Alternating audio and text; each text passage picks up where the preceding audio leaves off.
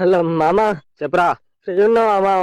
ఏ లేదురా, పిర్రలు కర్రగా ఉన్నాయని సున్నర్ రాసుకుంటాను. అత్తావా నువ్వు కూడా? చేతి అందుతలేదు పిర్ర మీదకి. అది కాదురా, కొంచెం బాధ అవుతుంది. బాధ అవుతుందా? ఎందుకో బాధ? మొన్నదాకా మంచిగా చత్తి మళ్ళీ రోగం పుట్టింది నీకు. అదేరా, నా పోరి అను ఉంది కదా, ఆ పిల్ల ఉన్నదనేగా మమ్మల్ని దూరం పెట్టినావు. బ్రేకప్ చెప్పింది నిన్న. సంతోషం.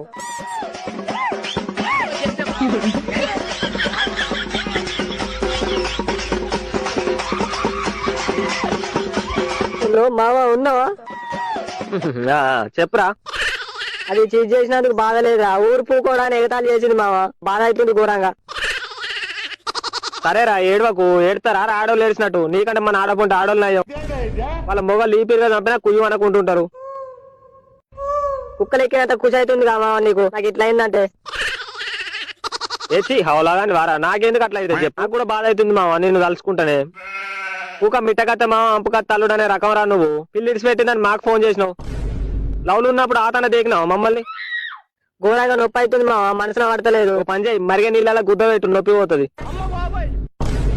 మరిగే నీళ్ళ గుద్ద పెడితే నొప్పి పోతుందా? అరే పొట్టి లాంటి అట్లా కాదురా, చచ్చిపోవాలనిపిస్తుంది అంటన్నా. 4-5 ఆతలు వీకితా, ఊరేసుకొని చచ్చిపో. ఇంటికి వస్తున్నావు, నీ మాట్లాడతా.